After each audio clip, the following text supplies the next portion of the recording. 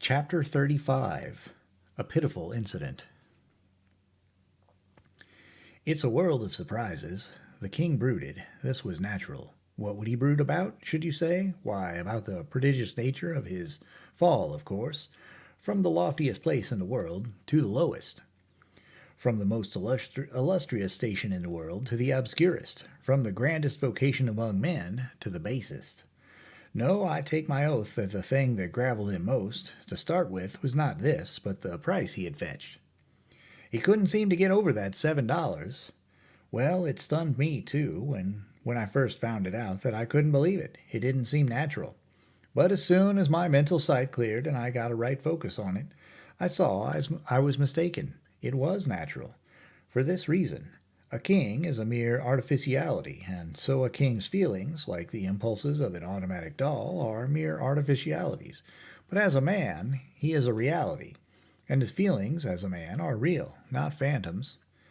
It shames the average man to be valued below his own estimate of his worth, and the king certainly wasn't anything more than an average man, if he was up that high. Confound him, he wearied me with arguments to show that in anything like a fair market, he would have fetched $25. Sure, a thing which was plainly nonsense, and full, or the baldest conceit. I wasn't worth it myself. But it was tender ground for me to argue on. In fact, I had to simply shirk argument and do the diplomatic instead. I had to throw conscience aside and brazenly concede that he ought to have brought $25.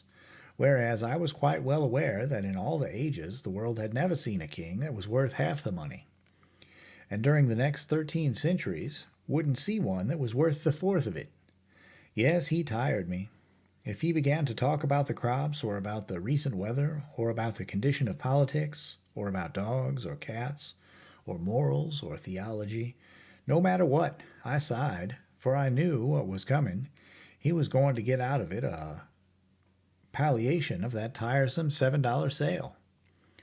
Whenever we halted there was a crowd. He would give me a look which said plainly, "If that thing could be tried over again now, with this kind of folk, you would see a different result."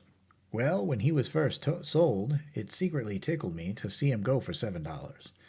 But before he was done with his sweating and worrying, I wished he had fetched 100. The thing never got a chance to die, for every day, at one place or another, possible purchasers looked us over, and, as often as any other way, their comment on the king was something like this: "Here's a $2 and a half chump with a $30 style. Pity, but style was marketable."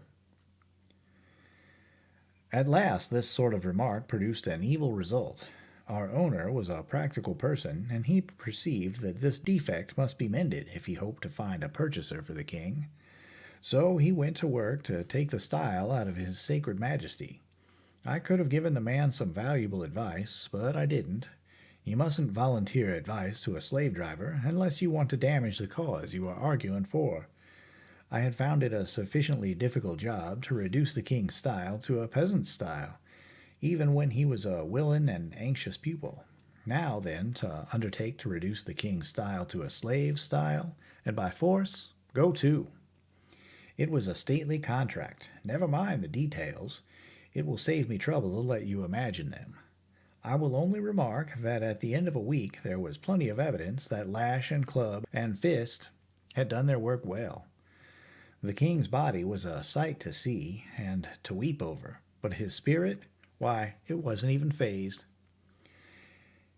Even that dull clod of a slave driver was able to see that there can be such a thing as a slave who will remain a man till he dies, whose bones you can break, but whose manhood you can't. This man found that from his first effort down to his latest. He couldn't ever come within reach of the king, but the king was ready to plunge for him, and did it. So he gave up at last, and left the king in possession of his style unimpaired. The fact is, the king was a good deal more of a king than he was a man. And when a man is a man, you can't knock it out of him. We had a rough time for a month, tramping to and fro in the earth, and suffering. And what Englishman was the most interested in the slavery question by that time? His Grace the King. Yes, from being the most indifferent, he was become the most interested. He was become the bitterest hater of the institution I had ever heard talk, and so I ventured to ask once more a question which I had asked years before, and gotten such a sharp answer that I had not thought it prudent to meddle in the matter further. Would he abolish slavery? His answer was as sharp as before, but it was music this time. I couldn't ever wish to hear a pleasanter, though the profanity was not good, being awkwardly put together, and with the crash word almost in the middle instead of at the end, where, of course, it ought to have been. I was ready and willing to go free now. I hadn't wanted to get free any sooner. No, I cannot quite say that I had wanted to, but I had not been willing to take desperate chances, and had always dissuaded the king from them. Now, it was a new atmosphere. Liberty would be worth any cost that might be put upon it now. I set about a plan, and was straightway charmed with it. It would require time, yes, and patience too, a great deal of both. One could invent quicker ways and fully as sure ones, but none that would be as picturesque as this, none that could be made so dramatic. And so I was not going to give up this one. It might delay us months, but no matter, I would carry it out or break something. Now and then we had an adventure. One night we were overtaken by a snowstorm while still a mile from the village we were making for. Almost instantly we were shut up as in a fog. The driving snow was so thick you couldn't see a thing, and we soon were lost. The slave driver lashed us desperately, for he saw ruin before him, but his lashings only made matters worse, for they drove us farther from the road and from likelihood of succour. So we had to stop at last and slump down in the snow where we were. The storm continued until toward midnight, then ceased. By this time 2 of our feebler men and 3 of our women were dead, and others past moving and threatened with death. Our master was nearly beside himself. He stirred up the living and made us stand, jump, slap ourselves to restore our circulation, and he helped as well as he could with his whip. Now came a diversion. We heard shrieks and yells, and soon a woman came running and crying, and seeing our group, she flung herself into our midst and begged for protection. A mob of people came tearing after her, some with torches, and they said she was a witch who had caused several cows to die by a strange disease, and practiced her arts by help of a devil in the form of a black cat. This poor woman had been stoned until she hardly looked human. She was so battered and bloody, the mob wanted to burn her. Well now, what do you suppose our master did? When we closed around this poor creature to shelter her, he saw his chance. He said, burn her here, or they shouldn't have her at all. Imagine that. They were willing. They fastened her to a post. They brought wood and piled it about her. They applied the torch while she shrieked and pleaded with a strained, and her 2 young daughters to her breast, and our brute, with a heart solely for business, lashed us into position about the stake and warmed us into life and commercial value by the same fire which took away the innocent life of that poor, harmless mother. That was the sort of master we had. I took his number. That snowstorm cost him 9 of his flock, and he was more brutal to us than ever after that for many days together. He was so enraged over his loss. We had adventures all along. One day we ran into a procession, and such a procession. All the riffraff of the kingdom seemed to be comprehended in it, and all drunk at that. In the van was a cart with a coffin in it, and on the coffin sat a comely young girl of about 18 suckling a baby, which she squeezed to her breast in a passion of love every little while, and every little while wiped from its face the tears which her eyes rained down upon it. And always the foolish little thing smiled up at her, happy and content, kneading her breast with its dimpled fat hand, which she patted and fondled right over her breaking heart. Men and women, boys and girls, trotted along beside or after the cart, hooting, shouting profane and ribald remarks, singing snatches of foul song, skipping, dancing, a very holiday of hellions. A sickening sight. We had struck a suburb of London, outside the walls, and this was a sample of one of London's society. Our master secured a good place for us near the gallows.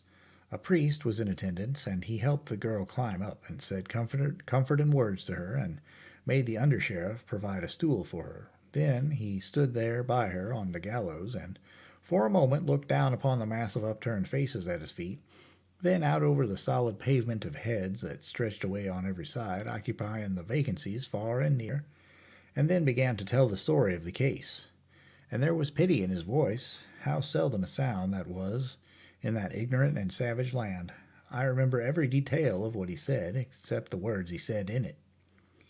And so I change it into my own words. Law is intended to mete out justice. Sometimes it fails. This cannot be helped. We can only grieve and be resigned, and pray for the soul of him who falls unfairly by the arm of the law, and that his fellows may be few. Law sends this poor young thing to death, and it is right. But another law had placed her where she must commit her crime or starve with her child, and before God that law is responsible for both her crime and her ignominious death. A little while ago this young thing, this child of 18 years, was as happy a wife and mother as any in England, and her lips were blithe with song, which is the native speech of glad and innocent hearts. Her young husband was as happy as she, for he was doing his whole duty. He worked early and late at his handicraft. His bread was honest bread, well and fairly earned. He was prospering. He was furnishing shelter and sustenance to his family. He was adding his mite to the wealth of the nation. By consent of a treacherous law, instant destruction fell upon this holy home and swept it away. That young husband was waylaid and impressed and sent to sea. The wife knew nothing of it. She sought him everywhere. She moved the hardest hearts with the supplication of her tears, the broken eloquence of her despair. Weeks dragged by, she watching, waiting, hoping. Her mind going slowly to wreck under the burden of her misery. Little by little, all her small possessions went for food. When she could no longer pay her rent, they turned her out of doors. She begged while she had strength. When she was starving at last and her milk failing, she stole a piece of linen cloth of the value of a fourth part of a cent, thinking to sell it and save her child. But she was seen by the owner of the cloth. She was put in jail and brought to trial. The man testified to the facts. A plea was made for her, and her sorrowful story was told in her behalf. She spoke, too, by permission, and said she did steal the cloth, but that her mind was so disordered of late by trouble that when she was overborne with hunger all acts, criminal or other, swam meaningless through her brain, and she knew nothing rightly except that she was so hungry. For a moment all were touched, and there was disposition to deal mercifully with her, seeing that she was so young and friendless, and her case so piteous, and the law that robbed her of her support to blame as being the first and only cause of her transgression. But the prosecuting officer replied that whereas these things were all true, and most pitiful as well, still there was much small theft in these days, and mistimed mercy here would be a danger to property. Oh, my God, is there no property in ruined homes and orphaned babes and broken hearts that British law holds precious? And so he must require sentence. When the judge put on his black cap, the owner of the stolen linen rose trembling up, his lip quivering, his face as gray as ashes, and when the awful words came, he cried out, "Oh, poor child, I did not know it was death," and fell as a tree falls. When they lifted him up, his reason was gone. Before the sun was set, he had taken his own life. A kindly man, a man whose heart was right at bottom, add his murder to this that is to be now done here, and charge them both where they belong, to the rulers and the bitter laws of Britain. The time is come, my child. Let me pray over thee, not for thee, dear abused, poor heart and innocent, but for them that be guilty of thy ruin and death, who need it more. After his prayer, they put the noose around the young girl's neck, and they had great trouble to adjust the knot under her ear, because she was devouring the baby all the time, wildly kissing it and snatching it to her face and her breast, and drenching it with tears, and half moaning, half shrieking all the while. and the baby crowing and laughing and kicking its feet with delight over what it took for romp and play. Even the hangman couldn't stand it, but turned away. When all was ready, the priest gently pulled and tugged and forced the child out of the mother's arms, and stepped quickly out of her reach. But she clasped her hands and made a wild spring toward him, with a shriek, but the rope and the undersheriff held her short. Then she went on her knees and stretched out her hands and cried, "One more kiss! Oh, my God, one more! One more! It is the dying that begs it!" She got it. She almost smothered the little thing. And when they got it away again, she cried out, "Oh, my child, my darling, it will die. It has no home, it has no father, no friend, no mother. It has them all," said that good priest. "All these will I be to it till I die." You should have seen her face then. Gratitude? Lord, what do you want with words to express that? Words are only painted fire. A look is the fire itself. She gave that look and carried it away to the treasury of heaven, where all things that are divine belong. Chapter 36. An Encounter in the Dark. London, to a slave, was a sufficiently interesting place. It was merely a great big village, and mainly mud and thatch. The streets were muddy, crooked, unpaved. The populace was an ever-flocking and drifting swarm of rags and splendors, of nodding plumes and shining armor. The king had a palace there. He saw the outside of it. It made him sigh, yes, and swear a little in a poor, juvenile, 6th-century way. We saw knights and grandees whom he knew, but they didn't know us in our rags and dirt and raw welts and bruises, and wouldn't have recognized us if we had hailed them, nor stopped to answer, either, it being unlawful to speak with slaves on a chain. Sandy passed within 10 yards of me on a mule, hunting for me, I imagine, but the thing which clean broke my heart was something which happened in front of our old barrack in a square, while we were enduring the spectacle of a man being boiled to death in oil for counterfeiting pennies. It was the sight of a newsboy, and I couldn't get at him. Still, I had one comfort. Here was proof that Clarence was still alive and banging away. I meant to be with him before long. The thought was full of cheer. I had one little glimpse of another thing one day which gave me a great uplift. It was a wire stretching from housetop to housetop. Telegraph or telephone, sure. I did very much wish that I had a little piece of it. It was just what I needed in order to carry out my project of escape. My idea was to get loose some night along with the king, then gag and bind our master, change clothes with him, batter him into the aspect of a stranger, hitch him to the slave chain, assume possession of the property, march to Camelot, but you get my idea. You see what a stunning, dramatic surprise I would wind up with at the palace. It was all feasible if I could only get a hold of a slender piece of iron, which I could shape into a lockpick. I could then undo the lumbering padlocks with which our chains were fastened, whichever I might choose, but I never had any luck. No such thing ever happened to fall in my way. However, my chance came at last. A gentleman who had come twice before to dicker for me without result, or indeed any approach to a result, came again. I was far from expecting ever to belong to him, for the price asked for me from the time I was first enslaved was exorbitant, and always provoked either anger or derision. Yet my master stuck stubbornly with it, $22. He wouldn't bate a cent. The king was greatly admired because of his grand physique, but his kingly style was against him, and he wasn't saleable. Nobody wanted that kind of a slave. I considered myself safe from parting from him because of my extravagant price. No, I was not expecting to ever belong to this gentleman whom I have spoken of, but he had something which I expected would belong to me eventually, if he would but visit us often enough. It was a steel thing with a long pin to it, with which his long cloth outside garment was fastened together in front. There were 3 of them. He had disappointed me twice because he did not come quite close enough to me to make my project entirely safe, but this time I succeeded. I captured the lower clasp of the 3, and when he missed it, he thought he had lost it on the way. I had a chance to be glad about a minute, then straightway a chance to be sad again, for when the purchase was about to fail, as usual, The master suddenly spoke up and said what would be worded thus in modern English. "I'll tell you what I'll do. I'm tired supporting these two for no good. Give me $22 for this one, and I'll throw the other one in."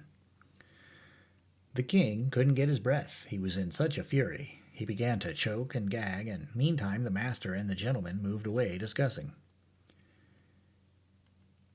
"And you will keep the offer open." "'Tis open till the morrow at this hour." "Then I will answer you at that time," said the gentleman, and disappeared, the master following him. I had a time of it to cool the king down, but I managed it. I whispered in his ear, to this effect: "Your grace will go for nothing, but after another fashion, and so shall I. Tonight we shall both be free." "Ah, how is that?" "With this thing which I have stolen, I will unlock these locks and cast off these chains tonight. When he comes about 9:30 to inspect us for the night, we will seize him, gag him, batter him, and early in the morning we will march out of this town, proprietors of this caravan of slaves." That was as far as I went, but the king was charmed and satisfied. That evening we waited patiently for our fellow slaves to get to sleep and signify it by the usual sign, for you must not take many chances on these poor fellows if you can avoid it. It is best to keep your own secrets. No doubt they fidgeted only about as usual, but it didn't seem so to me. It seemed to me that they were going to be forever, getting down to their regular snoring. As the time dragged on, I got nervously afraid we shouldn't have enough of it left for our needs, so I made several premature attempts and merely delayed things by it, for I couldn't seem to touch a padlock there in the dark without starting a rattle out of it which interrupted somebody's sleep and made him turn over and make some more of the gang. But finally I did get my last iron off and was a free man once more. I took a good breath of relief and reached for the king's irons. Too late! In comes the master, with a light in one hand and his heavy walking staff in the other. I snuggled close among the wallow of snorers to conceal as nearly as possible that I was naked of irons, and I kept a sharp lookout and prepared to spring for my man the moment he should bend over me. But he didn't approach.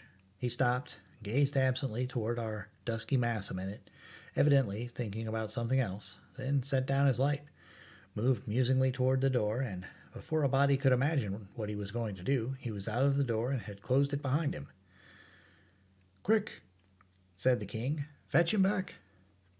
Of course it was the thing to do, and I was up and out in a moment. But dear me, there were no lamps in those days, and it was a dark night.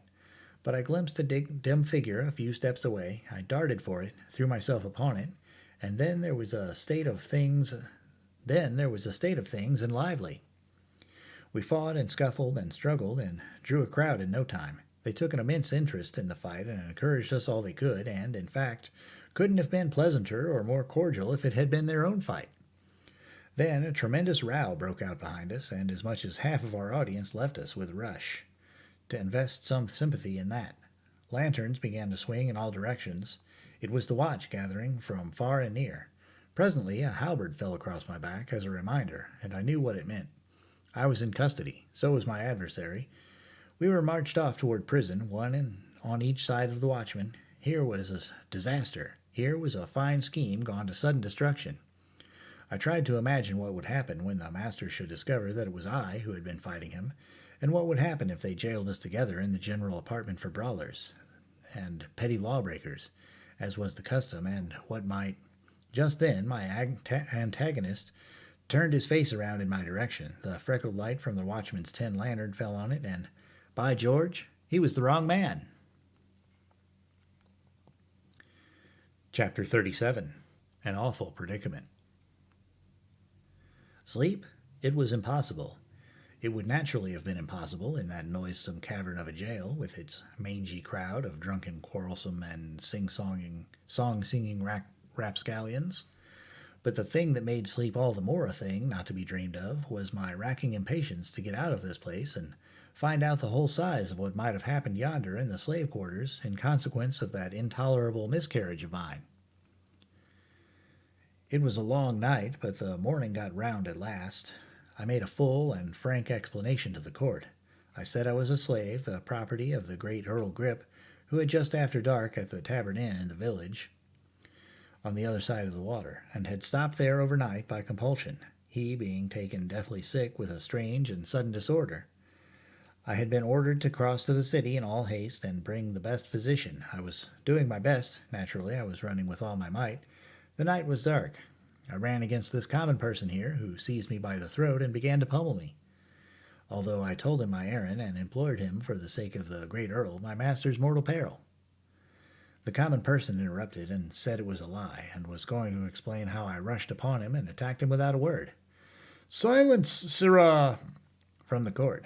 Take him hence and give him a few stripes, whereby to teach him how to treat the servant of a nobleman after a different fashion another time. Go. Then the court begged my pardon, and hoped I would not fail to tell his lordship it was in no wise the court's fault that this high-handed thing had happened. I said I would make it all right, and so took my leave. Took it just in time, too. He was starting to ask me why I didn't fetch out these facts the moment I was arrested. I said I would if I had thought of it, which was true, but that I was so battered by that man that all my wit was knocked out of me, and so forth and so on, and got myself away, still mumbling. I didn't wait for breakfast. No grass grew under my feet. I was soon at the slave quarters. Empty. Everybody gone. That is, everybody except one body, the slave master's. It lay there, all battered to pulp, and all about were the evidences of a terrific fight. There was a rude board coffin on a cart at the door, and workmen, assisted by the police, were thinning a road through the gaping crowd in order that they might bring it in. I picked out a man humble enough in life to condescend to talk with one so shabby as I, and I got his account of the matter. There were 16 slaves here. They rose against their master in the night, and thou seest how it ended. Yes, how did it begin? There was no witness but the slaves. They said the slave that was most valuable got free of his bonds, and escaped in some strange way, by magic arts, 'twas thought, by reason that he had no key, and the locks were neither broke nor in any wise injured.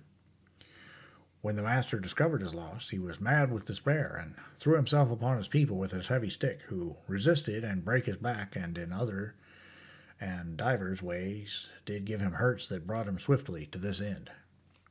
This is dreadful. It will go hard with the slaves, no doubt, upon the trial. Marry, the trial is over. Over? Would they be a week, think you, and the matter so simple? They were not the half of a quarter of an hour at it.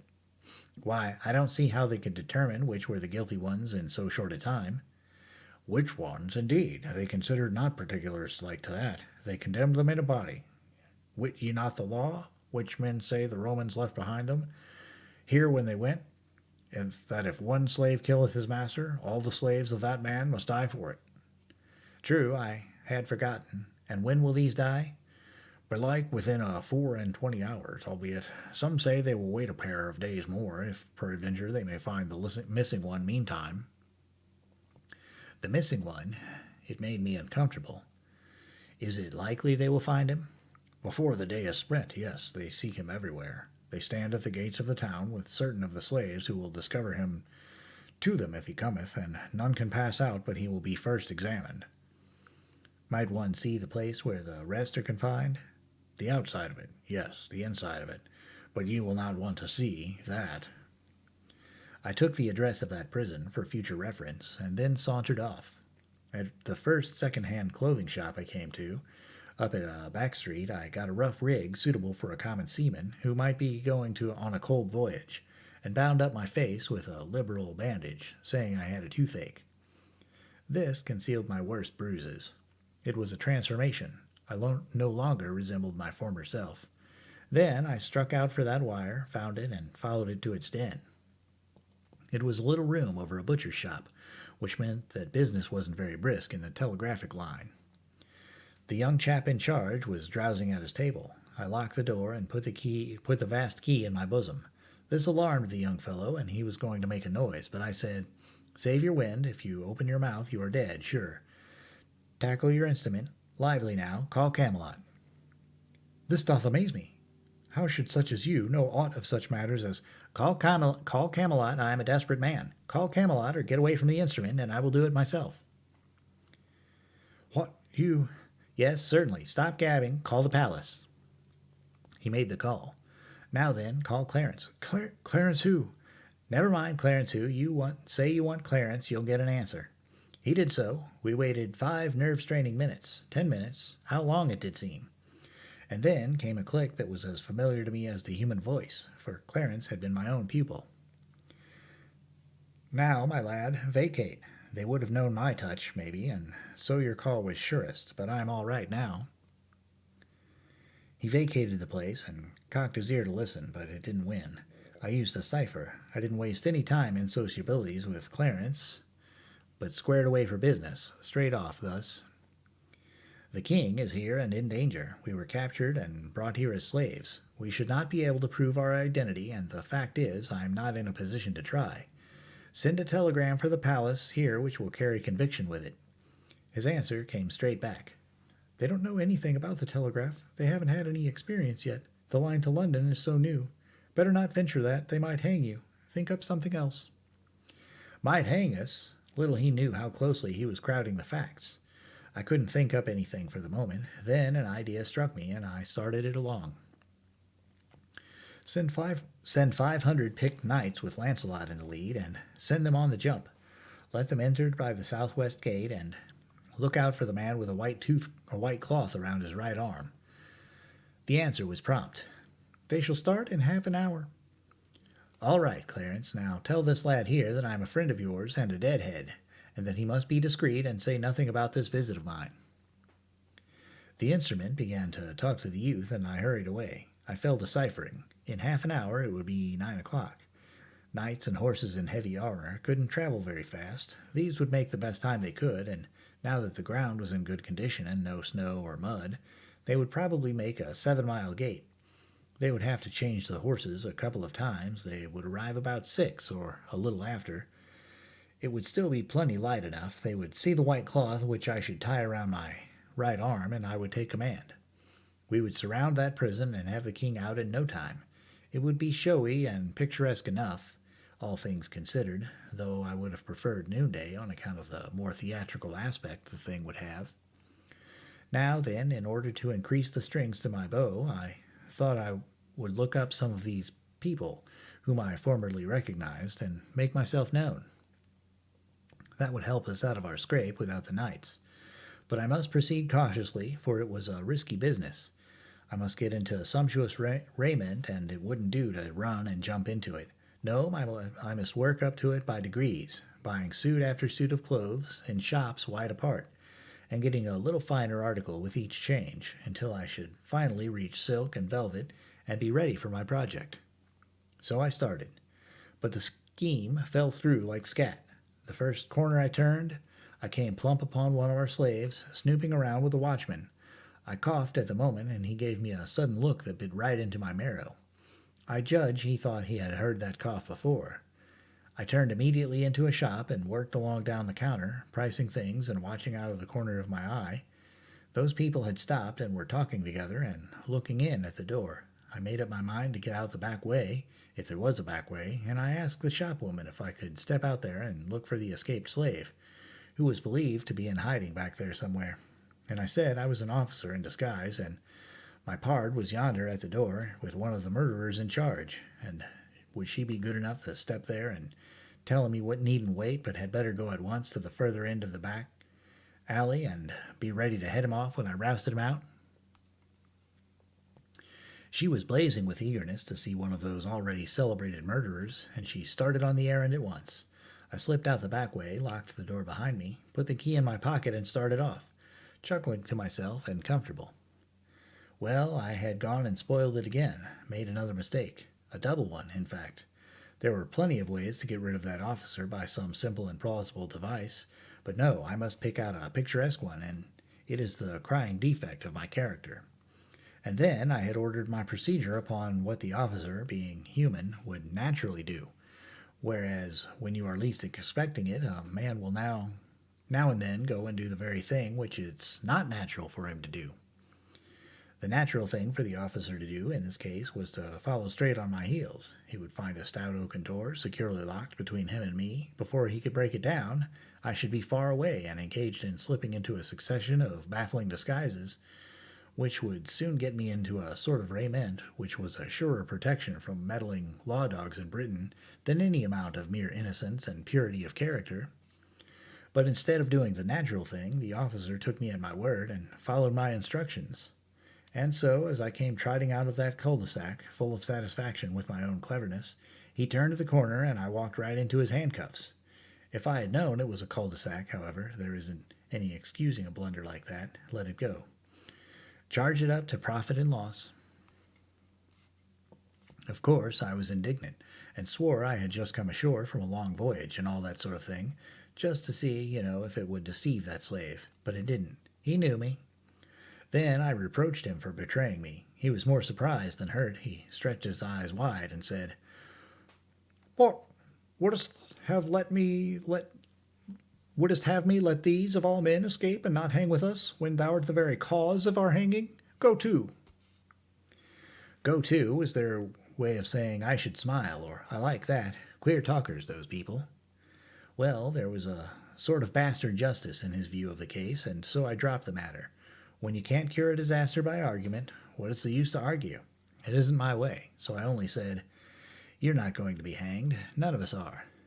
Both men laughed, and the slave said, "Ye have not ranked as a fool before. You might keep better your reputation, seeing the strain would not be for long." "I will stand it, I reckon. Before tomorrow we shall be out of prison and free to go where we will, besides." The witty officer lifted at his left ear with his thumb, made a rasping noise in his throat, and said, "Out of prison, yes, ye say true, and free likewise to go where ye will, so ye wander not out of his grace the devil's sultry realm." I kept my temper and said indifferently, "Now I suppose you really think we are going to hang within a day or two." "I thought it not many minutes ago, for so the thing was decided and proclaimed." "Ah, then you've changed your mind, is that it?" "Even that. I only thought then. I know now." I felt sarcastical, so I said, "O sapient servant of the law, condescend to tell us then what you know." "That ye will all be hanged today at mid-afternoon." "Oh!" "Oh, that shot hit me. Lean upon me. The fact is, I did need to lean upon somebody. My knights couldn't arrive in time. They would be as much as 3 hours too late. Nothing in the world could save the King of England, nor me, which was more important. More important, not merely to me, but to the nation. The only nation on earth standing ready to blossom into civilization. I was sick. I said no more. There wasn't anything to say. I knew what the man meant, that if the missing slave was found, the postponement would be revoked, the execution take place today. Well, the missing slave was found. Chapter 38. Sir Lancelot and Knights to the Rescue. Nearing 4 in the afternoon, the scene was just outside the walls of London, a cool, comfortable, sharp, superb day with a brilliant sun, the kind of day to make one want to live, not die. The multitude was prodigious and far-reaching, and yet we 15 poor devils hadn't a friend in it. There was something painful in that thought, look at it how you might. There we sat on our tall scaffold, the butt of the hate and mockery of all those enemies. We were being made a holiday spectacle. They had built a sort of grandstand for the nobility and gentry, and these were there in full force with their ladies. We recognized a good many of them. The crowd got a brief and unexpected dash of diversion out of the king. The moment we were freed of our bonds, he sprang up in his fantastic rags, with face bruised out of all recognition, and proclaimed himself Arthur, King of Britain, and denounced the awful penalties of treason upon every soul there present if hair of his sacred head were touched. It startled and surprised him to hear them break into a vast roar of laughter. It wounded his dignity, and he locked himself up in silence. Then, although the crowd begged him to go on, and tried to provoke him to it by catcalls, jeers, and shouts of, "Let him speak! The king, his humble subjects, hunger and thirst for words of wisdom out of the mouth of their master, his serene and sacred raggedness." But it went for nothing. He put on all his majesty and sat under this rain of contempt and insult unmoved. He certainly was great in his way. Absently, I had taken off my white bandage and wound it about my right arm. When the crowd noticed this, they began upon me. They said, "Doubtless this sailor man is his minister. Observe his costly badge of office." I let them go on until they got tired, and then I said, "Yes, I am his minister, the boss, and tomorrow you will hear that from Camelot, which I got no further. They drowned me out with joyous derision. But presently there was silence, for the sheriffs of London, in their official robes, with their subordinates, began to make a stir which indicated that business was about to begin. In the hush which followed, our crime was recited, the death warrant read, and then everybody uncovered while a priest uttered a prayer. Then a slave was blindfolded. The hangman unslung his rope. There lay the smooth road below us, we upon one side of it, the banked multitude wailing its other side. A good, clear road, and kept free by the police. How good it would be to see my 500 horsemen come tearing down it.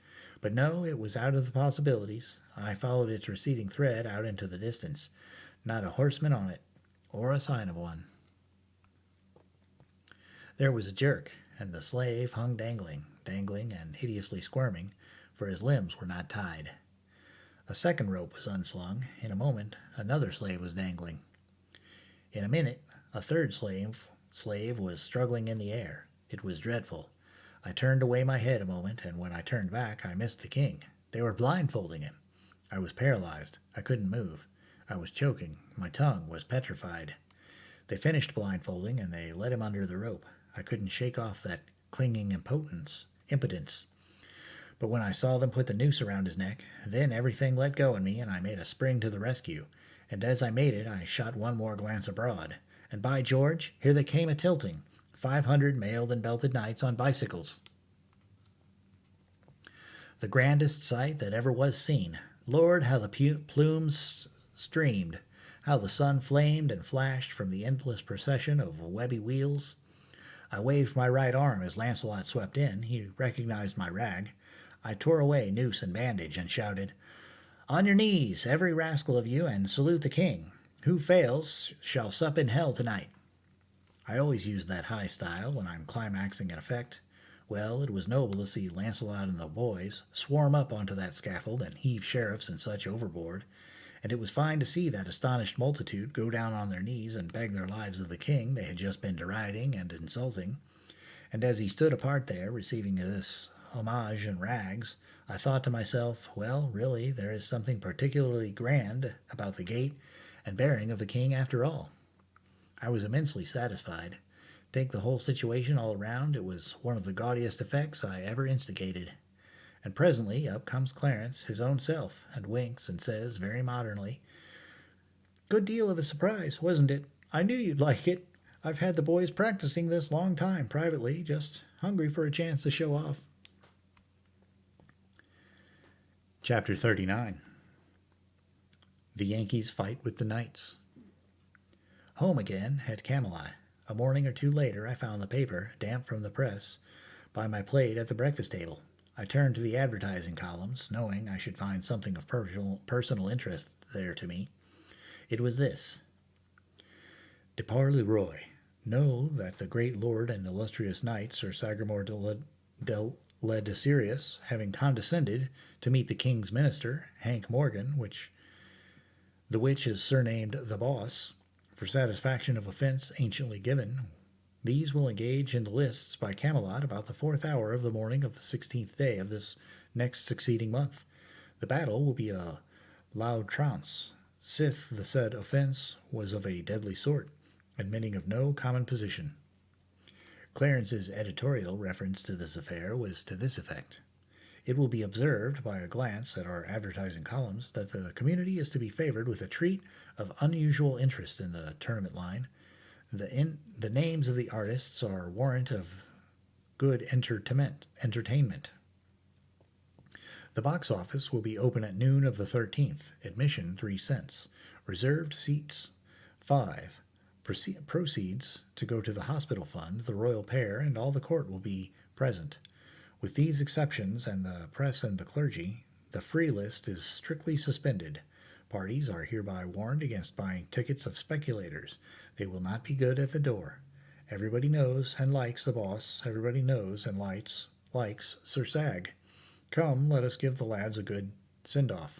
Remember, the proceeds go to a great and free charity, and one whose broad benevolence stretches out its helping hand, warm with the blood of a loving heart, to all that suffer, regardless of the race, creed, condition, or color, the only charity yet established in the earth which has no politico-religious stopcock in its compassion, but says, here flows the stream, let all come and drink. Turn out, all hands. Fetch along your doughnuts and your gumdrops, and have a good time. Pie for sale on the grounds, and rocks to crack it with, and circus lemonade. 3 drops of lime juice to a barrel of water. N.B. This is the first tournament under the new law, which allow each combatant to use any weapon he may prefer. You may want to make a note of that. Up to the day set, there was no talk in all Britain of anything but this combat. All other topics sank into insignificance and passed out of men's thoughts and interest. It was not because a tournament was a great matter. It was not because Sir Sagramore had found the Holy Grail, for he had not, but had failed. It was not because the second official personage in the kingdom was one of the duelists. No, all these features were commonplace. Yet there was abundant reason for this extraordinary interest which this coming fight was creating. It was born of the fact that all the nation knew that this was not to be a duel between mere men, so to speak, but a duel between 2 mighty magicians. A duel not of muscle, but of mind, not of human skill, but of superhuman art and craft. A final struggle for supremacy between the 2 master enchanters of the age. It was realized that the most prodigious achievements of the most renowned knights could not be worthy of comparison with a spectacle like this. They could be but child's play, contrasted with this mysterious and awful battle of the gods. Yes, all the world knew it was going to be in reality a duel between Merlin and me, and a measuring of his magic powers against mine.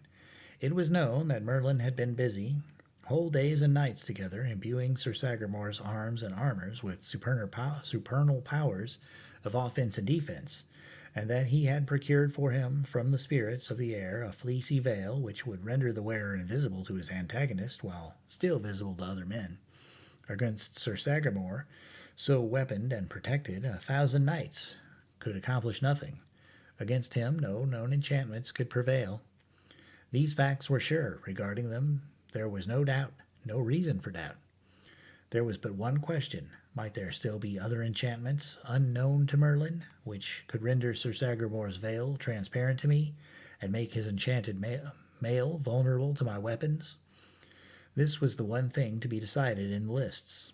Until then, the world must remain in suspense. So the world thought there was a vast matter at stake here, and the world was right, but it was not the one they had in their minds. No, a far vaster one was upon the cast of this die. The life of knight-errantry. I was a champion, it was true, but not the champion of the frivolous black arts. I was the champion of hard, unsentimental common sense and reason. I was entering the lists to either destroy knight-errantry or be its victim. Vast as the showgrounds were, there were no vacant spaces in them outside of the lists. At 10 o'clock on the morning of the 16th, the mammoth grandstand was clothed in flags, streamers, and rich tapestries, and packed with several acres of small fry tributary kings, their suites, and the British aristocracy, with our own royal gang in the chief place, and each and every individual a flashing prism of gaudy silks and velvets. Well, I never saw anything to begin with it but a fight between an upper Mississippi sunset and the aurora borealis. The huge camp of beflagged and gay-colored tents at one end of the lists, with a stiff-standing sentinel at every door and shining shield hanging by him for challenge, was another fine sight. You see, every knight was there who had any ambition or caste feeling, for my feeling toward their order was not much of a secret, and so here was the chance. If I won my fight with Sir Sagramore, others would have the right to call me out as long as I might be willing to respond. Down at our end there were but 2 tents, one for me and another for my servants. At the appointed hour the king made a sign, and the heralds, in their tabards, appeared and made proclamation, naming the combatants and stating the cause of the quarrel. There was a pause, then a ringing bugle blast, which was the signal for us to come forth. All the multitude caught their breath, and an eager curiosity flashed into every face.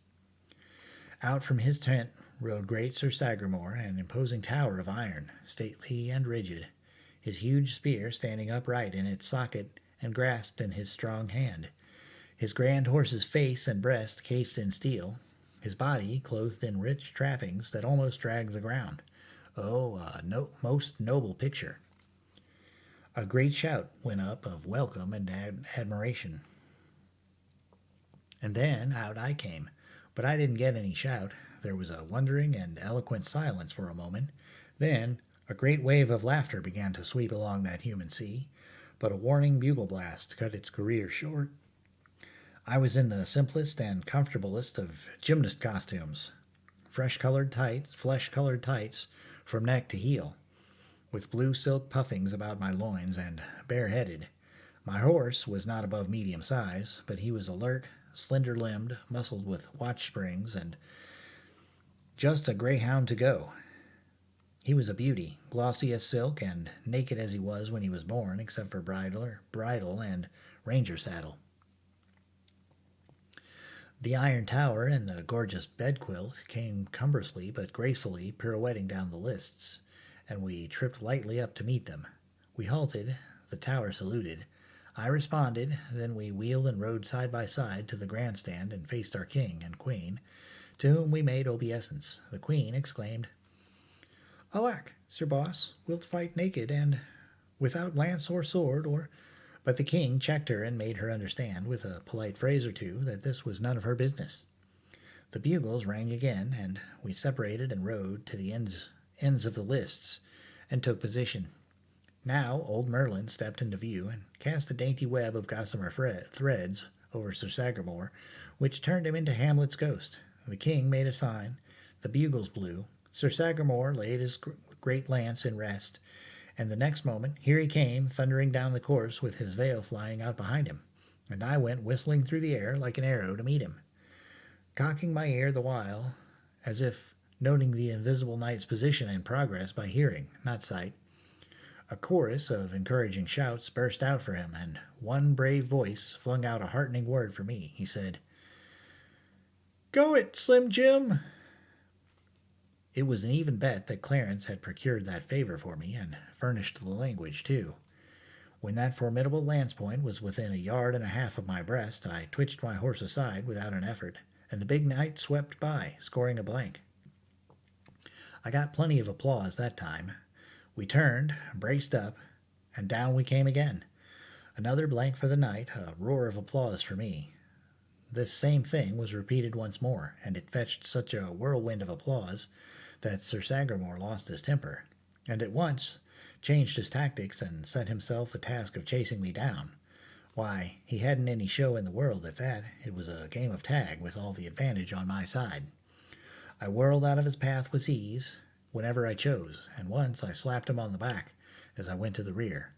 Finally, I took the chase into my own hands, and after that, turn or twist or do what he would, he was never able to get behind me again. He found himself always in front at the end of his maneuver. So he gave up that business and retired to his end of the lists. His temper was clear gone now, and he forgot himself and flung an insult at me which disposed of mine. I slipped my lasso from the horn of my saddle and grasped the coil in my right hand. This time you should have seen him come. It was a business trip, sure. By his gait there was blood in his eye. I was sitting my horse at ease and swinging my great loop of a lasso in wide circles about my head. The moment he was under way, I started for him. When the space between us had narrowed to 40 feet, I sent the snaky spirals of the rope a-cleaving through the air, then darted aside and faced about and brought my trained animal to a halt, with all his feet braced under him for a surge. The next moment the rope sprang taut and yanked Sir Sagramore out of the saddle. Great Scott, but there was a sensation. Unquestionably, the popular thing in this world is novelty. These people had never seen anything of that cowboy business before, and it carried them clear off their feet with delight. From all around and everywhere, the shout went up, "Encore! Encore!" I wondered where they got the word, but there was no time to cipher on the philological matters, because the whole knight-errantry hive was just humming now. and my prospect for trade couldn't have been better. The moment my lasso was released and Sir Sagramore had been assisted to his tent, I hauled in the slack, took my station, and began to swing my loop around my head again. I was sure to have use for it as soon as they could elect a successor for Sir Sagramore, and that couldn't take long where there were so many hungry candidates. Indeed, they elected one straight off, Sir Hervis de Revel. Bzzz! Here he came, like a house afire. I dodged. He passed like a flash, with my horsehair coils settling around his neck. A second or so later, psst! His saddle was empty. I got another encore, and another, and still another. When I had snaked 5 men out, things began to look serious to the ironclads, and they stopped and consulted together. As a result, they decided that it was time to waive etiquette and send their greatest and best to me. To the astonishment of that little world, I lassoed Sir Lamorak de Gallis, and after him Sir Galahad. So you see, there was simply nothing to be done now but play their right bower, spring out the superbest of the superb, the mightiest of the mighty, the great Sir Lancelot himself. A proud moment for me? I should think so. Yonder was Arthur, King of Britain. Yonder was Guinevere, yes, the whole tribes of little provincial kings and kinglets, and in the tented camp yonder, renowned knights from many lands, and likewise the selectest body known to chivalry. The knights of the Table Round, the most illustrious in Christendom. The biggest fact of all, the very sun of their shining system, was yonder, couching his lance, the focal point of 40,000 adoring eyes, and all by myself, here I was, laying for him. Across my mind flitted the dear image of a certain Hello girl of West Hartford, and I wished she could see me now. In that moment, down came the Invincible. With the rush of a whirlwind, the courtly world rose to its feet and bent forward. The fateful coils went circling through the air, and before you could wink, I was towing Sir Lancelot across the field on his back, and kissing my hand to the storm of waving handkerchiefs and the thunder crash of applause that greeted me. Said I to myself, as I coiled my lariat and hung it on my saddle horn, and sat there drunk with glory, the victory is perfect. No other will venture against me. Knight-errantry is dead. Now imagine my astonishment, and everybody else's too, to hear the peculiar bugle call which announces that another competitor is about to enter the lists. There was a mystery here. I couldn't account for this thing. Next, I noticed Merlin gliding away from me, and then I noticed that my lasso was gone. The old sleight-of-hand expert had stolen it, sure, and slipped it under his robe. The bugle blew again. I looked, and down came Sagramore, riding again, with his dust brushed off and his veil nicely rearranged. I trotted up to meet him, and pretended to find him by the sound of his horse's hoofs. He said, "Thou art quick of ear, but it will not save thee from this," and he touched the hilt of his greatsword. "And ye are not able to see it because of the influence of the veil. Know that it is no cumbrous lance, but a sword, and I ween ye will not be able to avoid it." His visor was up. There was death in his smile. I should never be able to dodge his sword, that was plain. Somebody was going to die this time. If he got a drop on me, I could name the corpse. We rode forward together and saluted the royalties. This time the king was disturbed. He said, "Where is thy strange weapon?" "It is stolen, sire." "Hast another at hand?" "No, sire, I brought only the one." Then Merlin mixed in. "He brought but the one because there was but the one to bring. There exists none other but that one. It belongeth to the king of the demons of the sea. This man is a pretender and ignorant, else he had known that that weapon can be used in but 8 bouts only, and then it vanisheth away to its home under the sea." "Then he is weaponless," said the king. "Sir Sagramore, you will grant him leave to borrow." "And I will lend," said Sir Launcelot, limbing up. "He is as brave a knight of this land as any that be on live, and he shall have mine." He put his hand on his sword to draw it, but Sir Sagramore said, "Stay, it may not be.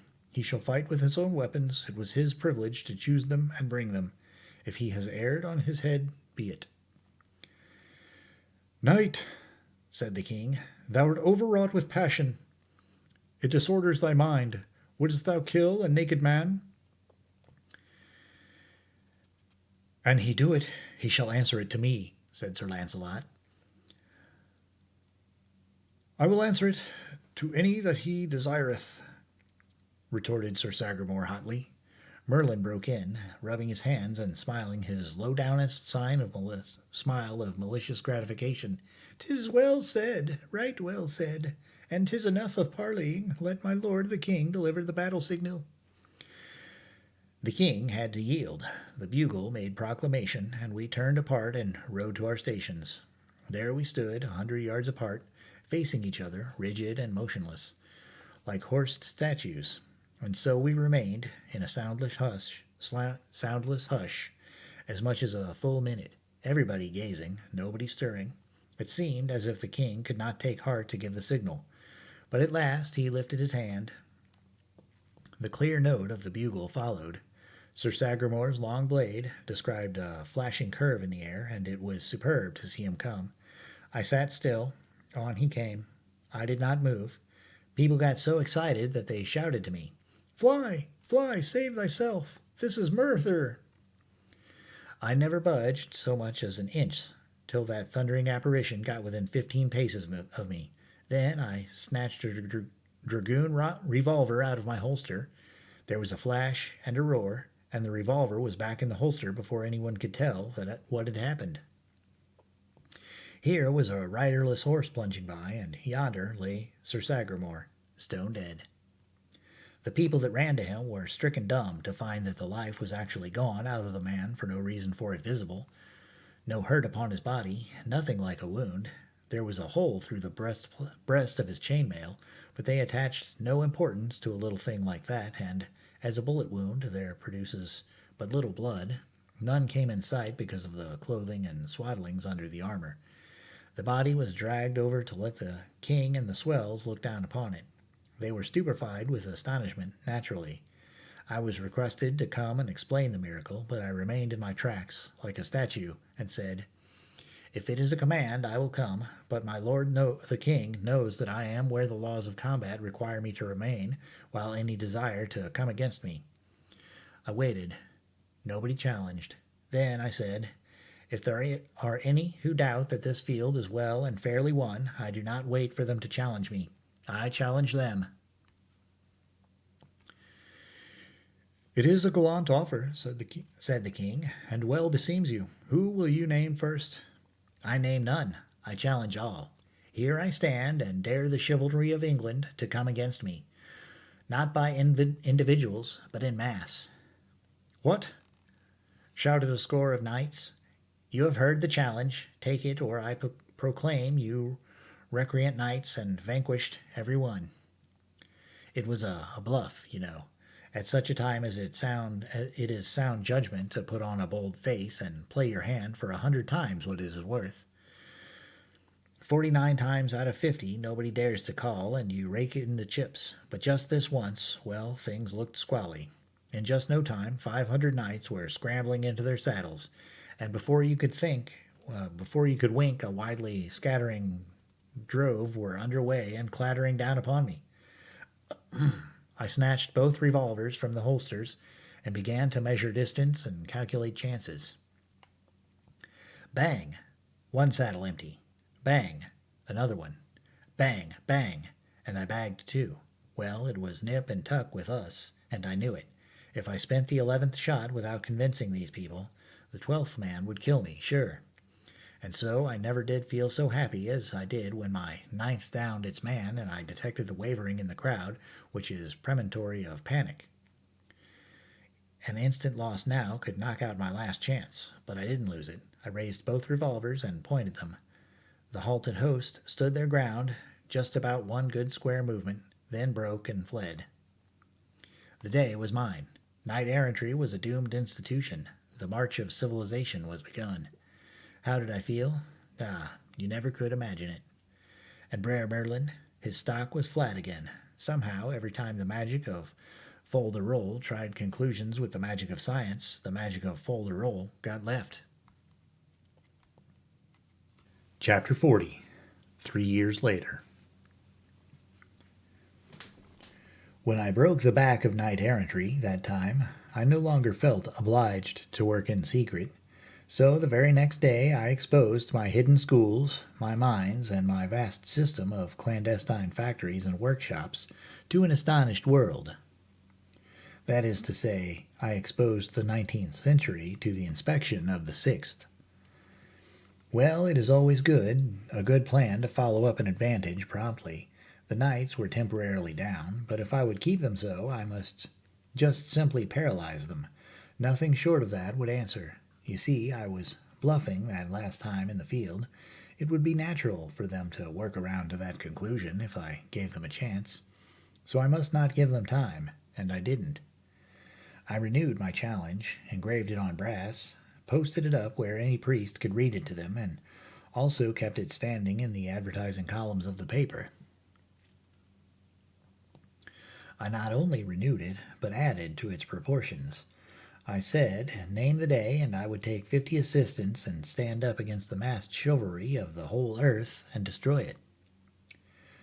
I was not bluffing this time. I meant what I said. I would do what I promised. There wasn't any way to misunderstand the language of that challenge. Even the dullest of the chivalry perceived that this was a plain case of put up or shut up. They were wise and did the latter. In all the next 3 years they gave me no trouble worth mentioning. Consider the 3 years sped. Now look around on England, a happy and prosperous country, and strangely altered. Schools everywhere, and several colleges, a number of pretty good newspapers. Even authorship was taking a start. Sir Dinadan, the humorist, was first in the field, with a volume of gray-headed jokes which I had been familiar with during the 19th century. During 13 centuries. If he had left out that old rancid one about the lecturer, I wouldn't have said anything, but I couldn't stand that one. I suppressed the book and hanged the author. Slavery was dead and gone. All men were equal before the law. Taxation had been equalized. The telegraph, the telephone, the phonograph, the typewriter, the sewing machine, and all the 1,000 willing and handy servants of steam and electricity were working their way into favor. We had a steamboat or two on the Thames. We had steam warships and the beginnings of a steam commercial marine. I was getting ready to send out an expedition to discover America. We were building several lines of railway, and our line from Camelot to London was already finished and in operation. I was shrewd enough to make all offices connected with the passenger service places of high and distinguished honor. My idea was to attract the chivalry and nobility and make them useful and keep them out of mischief. The plan worked very well. The competition for the places was hot. The conductor of the 4:33 express was a duke. There wasn't a passenger conductor on the line below the degree of earl. They were good men, every one, but they had 2 defects which I couldn't cure, and so had to wink at. They wouldn't lay aside their armor, and they would knock down fair.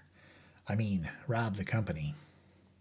There was hardly a knight in all the land who wasn't in some useful employment. They were going from end to end of the country in all manner of useful missionary capacities. Their penchant for wandering and their experience in it made them altogether the most effective spreaders of civilization we had. They went clothed in steel and equipped with sword and lance and battle-axe, and if they couldn't persuade a person to try a sewing machine on the installment plan, or a melodeon, or a barbed wire fence, or a prohibition journal, or any of the other 1,001 things they canvassed for, they removed him and passed on. I was very happy. Things were working steadily toward a secretly longed-for point. You see, I had 2 schemes in my head which were the vastest of all my projects. The one was to overthrow the Catholic Church and set up the Protestant faith on its ruins, not as an established church, but as a go-as-you-please one, and the other project was to get a decree issued by and by, commanding that upon Arthur's death, unlimited suffrage should be introduced and given to men and women alike, at any rate to all men, wise or unwise, and to all mothers who at middle age should be found to know nearly as much as their sons at 21. Arthur was good for 30 years yet, he being about my own age, that is to say 40. and I believed that in that time I could easily have the active part of the population of that kind of that day ready and eager for an event which should be the first of its kind in the history of the world, a rounded and complete governmental revolution without bloodshed. The result to be a republic. Well, I may as well confess, though I do feel ashamed when I think of it, I was beginning to have a base hankering to be its first president myself. Yes, there was more or less human nature in me. I found that out. Clarence was with me as concerned the revolution, but in a modified way. His idea was a republic without privileged orders, but with a hereditary royal family at the head of it instead of an elective chief magistrate. He believed that no nation had ever known the joy of worshipping a royal family, could ever be robbed of it, and not fade away and die of melancholy. I urged that kings were dangerous. He said that have cats. He was sure that a royal family of cats would answer every purpose. They would be as useful as any other royal family. They would know as much. They would have the same virtues and the same treacheries, the same disposition to get up shindies with other royal cats. They would be laughably vain and absurd and never know it. They would be wholly inexpensive. Finally, they would have as sound a divine right as any other royal house, and Tom the Seventh or Tom the 11th or Tom the 14th, by the grace of God King, would sound as well as it would when applied to the ordinary royal tomcat with tights on. And as a rule, he said, in his neat modern English, the character of these cats would be considerably above the character of the average king, and this would be an immense moral advantage to the nation. For the reason that a nation always models its morals after its monarchs. The worship of royalty being founded in unreason, these graceful and harmless cats would easily become as sacred as any other royalties, and indeed more so, because it would be presently noticed that they hanged nobody, beheaded nobody, imprisoned nobody, inflicted no cruelties or injustices of any sort, and so must be worthy of a deeper love and reverence than the customary human king, and would certainly get it. The eyes of the whole harried world would soon be fixed upon this humane and gentle system, and royal butchers would presently begin to disappear. Their subjects would fill the vacancies with catlings from our own royal house. We should become a factory. We should supply the thrones of the world. Within 40 years, all Europe would be governed by cats, and we should furnish the cats. The reign of universal peace would begin then, to end no more forever. Meow, yow, yow, Fitz, meow. Hang him, I suppose he was in earnest, and was beginning to be persuaded by him, until he exploded that cat howl and startled me almost out of my clothes. But he never could be in earnest. He didn't know what it was.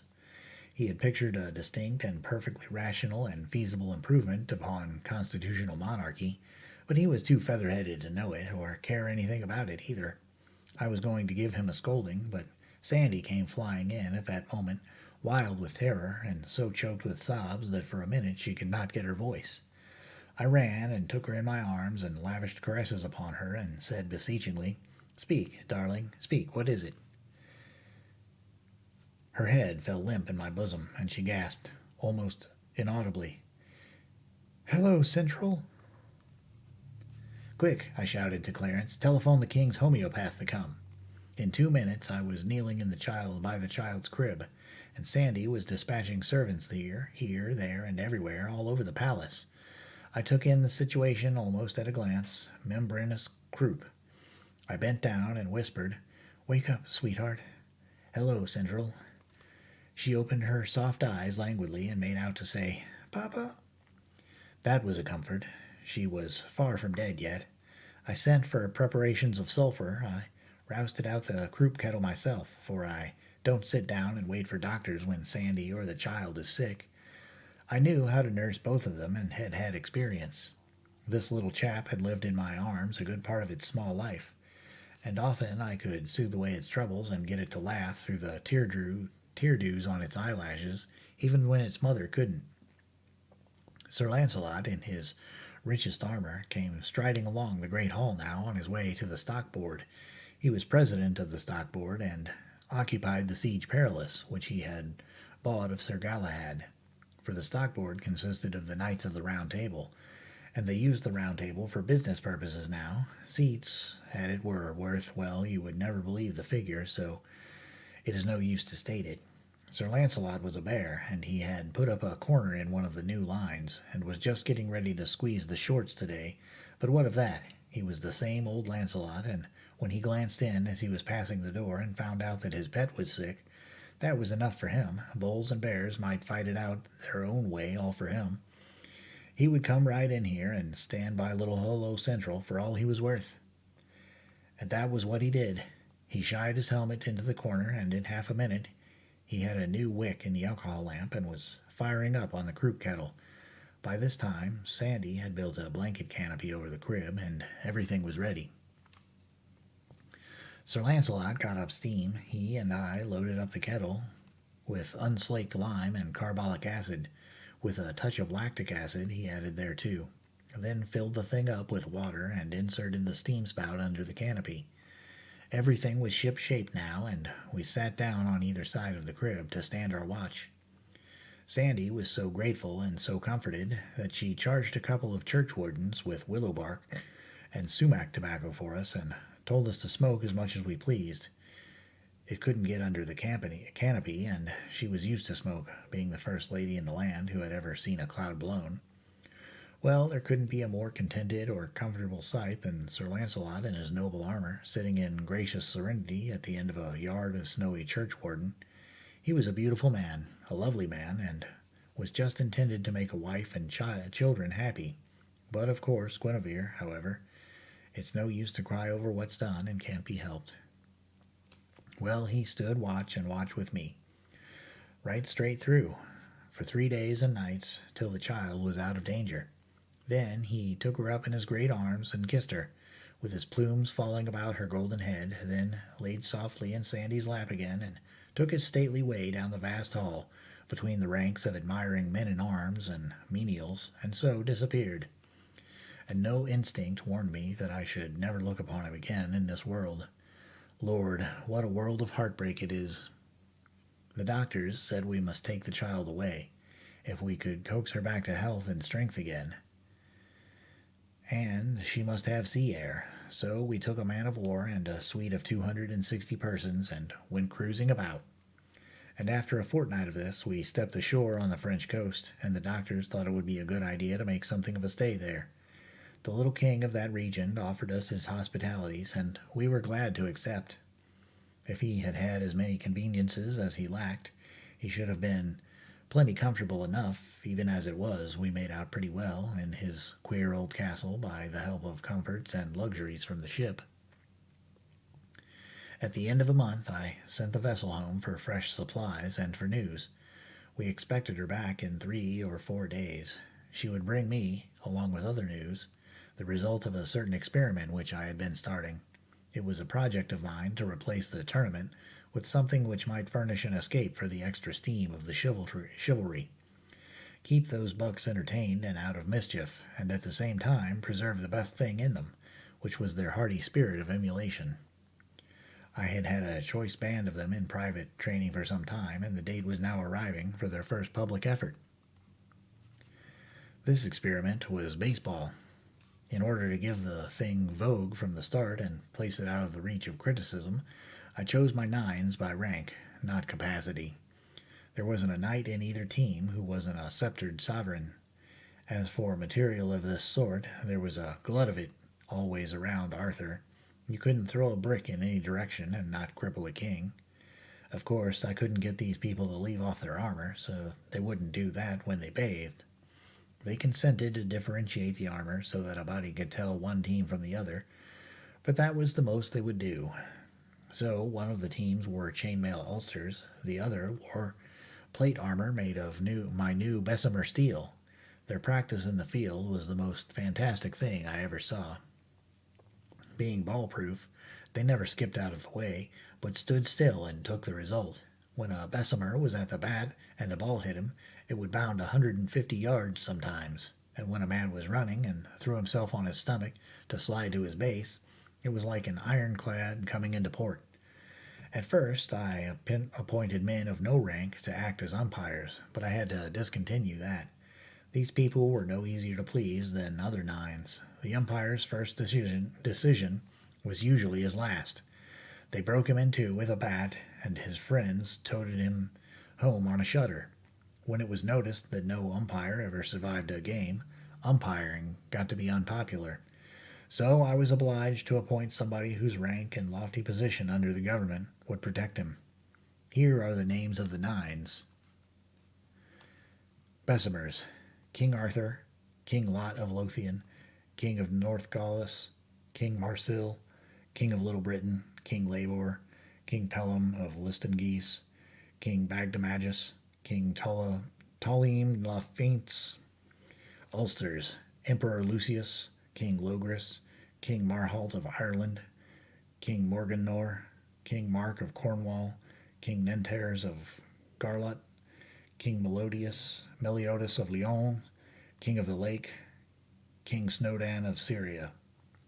Umpire, Clarence. The first public game would certainly draw 50,000 people. The first public game would certainly draw 50,000 people, and for solid fun would be worth going around the world to see. Everything would be favorable. It was balmy and beautiful spring weather now, and nature was all tailored out in her new clothes. Chapter 41. The Interdict. However, my attention was suddenly snatched from such matters. Our child began to lose ground again, and we had to go sitting up with her. Her case became so serious. We couldn't bear to allow anybody to help in this service, so we two stood watch and watch day in and day out. Ah, Sandy, what a right heart she had, how simple and genuine and good she was. She was a flawless wife and mother, and yet I had married her for no other particular reasons, except that by the customs of chivalry she was my property until some knight should win her from me in the field. She had hunted Britain over for me, had found me at the hanging bout outside of London, and had straightway resumed her old place at my side in the placidest way and as of right. I was a New Englander, and in my opinion this sort of partnership would compromise her sooner or later. She couldn't see how, but I cut argument short, and we had a wedding. Now I didn't know I was drawing a prize, yet that was what I did draw. Within the 12-month I became her worshipper, and ours was the dearest and perfectest comradeship that ever was. People talk about beautiful friendships between two persons of the same sex. What is the best of that sort as compared with the friendship of man and wife, where the best impulses and highest ideals of both are the same? There is no place for comparison between the two friendships. One is earthly, the other divine. In my dreams, along at first, I still wandered 13 centuries away, and my unsatisfied spirit went calling and harking all up and down the unreplying vacancies of a vanished world. Many a time Sandy heard that imploring cry come from my lips in my sleep. With a grand magnanimity she saddled that cry of mine upon our child, conceiving it to be the name of some lost darling of mine. It touched me to tears, and it also knocked me off my feet, too, when she smiled in my face for an earned reward, and played her quaint and pretty surprise on me. The name of one who was dear to thee is here preserved, here made holy, and the music of it will always abide in our ears. Now thou wilt kiss me, and, knowing the name, I have given the child. But I didn't know it, all the same. I hadn't an idea in the world, but it would have been cruel to confess it and spoil her pretty game. So I never let on, but said, "Yes, I know, sweetheart, how good and dear it is of you, too. But I want to hear these lips of yours, which are also mine, utter it first. Then its music will be perfect." Pleased to the marrow, she murmured, "Hello, Central." I didn't laugh. I am always thankful for that. But the strain ruptured every cartilage in me, and for weeks afterward I could hear my bones clack when I walked.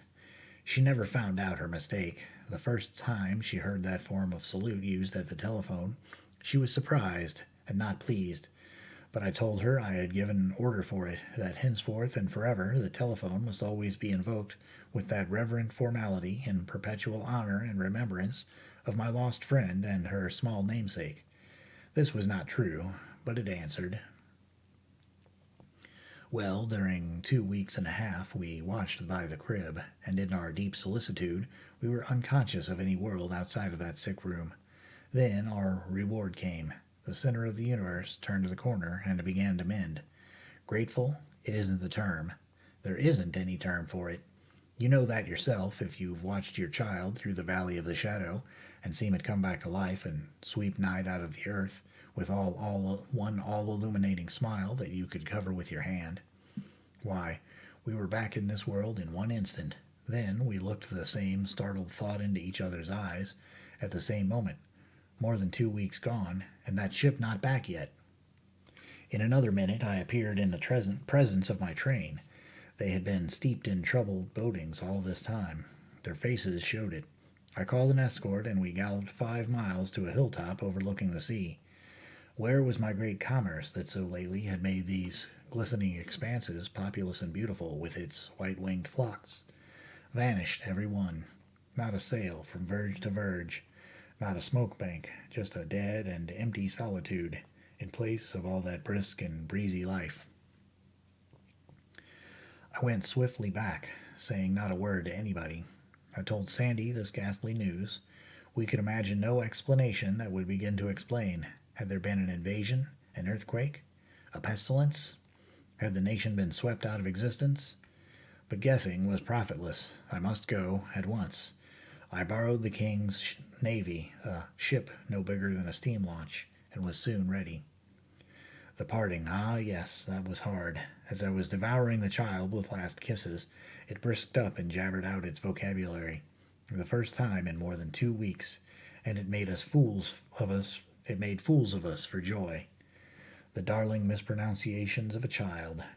Dear me, there's no music that can touch it, and how one grieves when it wastes away and dissolves into correctness, knowing it will never visit this bereaved ever again. Well, how good it was to be able to carry that gracious memory away with me. I approached England the next morning with the wide highway of salt water all to myself. There were ships in the harbor at Dover, but they were naked as to sails, and there was no sign of life about them. It was Sunday yet at Canterbury. The streets were empty. Strangest of all, there was not even a priest in sight, and no stroke of a bell fell upon my ear. The mournfulness of death was everywhere. I couldn't understand it. At last, in the further edge of town, I saw a small funeral procession. Just a family and a few friends following a coffin. No priest, a funeral without a bell, book, or candle. There was a church there close at hand, but they passed it by weeping, and did not enter it. I glanced up at the belfry, and there hung the bell, shrouded in black, and its tongue tied back. Now I knew, now I understood, the stupendous calamity that had overtaken England. Invasion? Invasion is a triviality to it. It was the interdict. I asked no questions. I didn't need to ask any. The church had struck. The thing for me to do was to get into a disguise and go warily. One of my servants gave me a suit of clothes, and when we were safe beyond the town, I put them on, and from that time I traveled alone. I could not risk the embarrassment of company. A miserable journey, a desolate silence everywhere, even in London itself. Traffic had ceased. Men did not talk or laugh or go in groups or even in couples. They moved aimlessly about, each man by himself, with his head down and woe and terror in his heart. The tower showed recent war scars. Verily, much had been happening. Of course, I meant to take the train for Camelot. Train? Why, the station was as vacant as a cavern. I moved on. The journey to Camelot was a repetition of what I had already seen. The Monday and the Tuesday differed in no way from the Sunday. I arrived far in the night. From being the best electric-lighted town in the kingdom and the most like a recumbent sun of anything you ever saw, it was become simply a blot upon darkness. That is to say, it was darker and solider than the rest of the darkness, and so you could see it a little better. It made me feel as if maybe it was symbolical, a sort of sign that the church was going to keep the upper hand now, and snuff out all my beautiful civilization, just like that.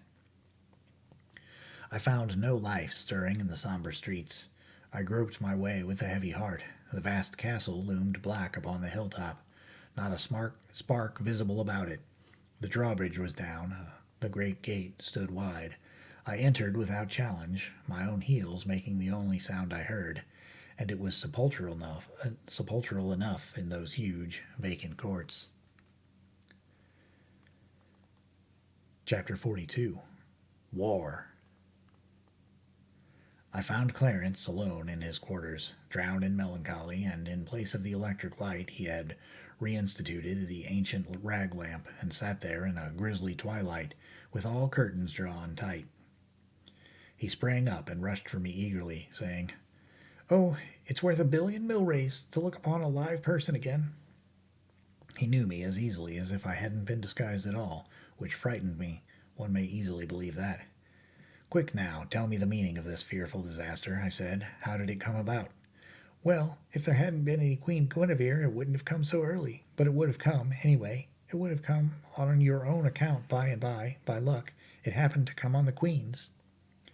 "And Sir Launcelot's?" "Just so." "Give me the details." "I reckon you will grant that during some years there has been only one pair of eyes in these kingdoms that has not been looking steadily askance at the Queen and Sir Launcelot." "Yes, King Arthur's." "And only one heart that was without suspicion?" "Yes, the king's. A heart that isn't capable of thinking evil is a friend of a friend." "Well, the king might have gone on, still happy and unsuspecting, to the end of his days, but for one of your modern improvements, the stock board. When you left, 3 miles of the London, Canterbury, and Dover were ready for the rails, and also ready and ripe for manipulation in the stock market. It was a wildcat, and everybody knew it. The stock was for sale at a giveaway. What does Sir Launcelot do but—" "Yes, I know. He quietly picked up nearly all of it for a song. Then he bought about twice as much more, deliverable upon call, and he was about to call when I left." "Very well, he did call. The boys couldn't deliver.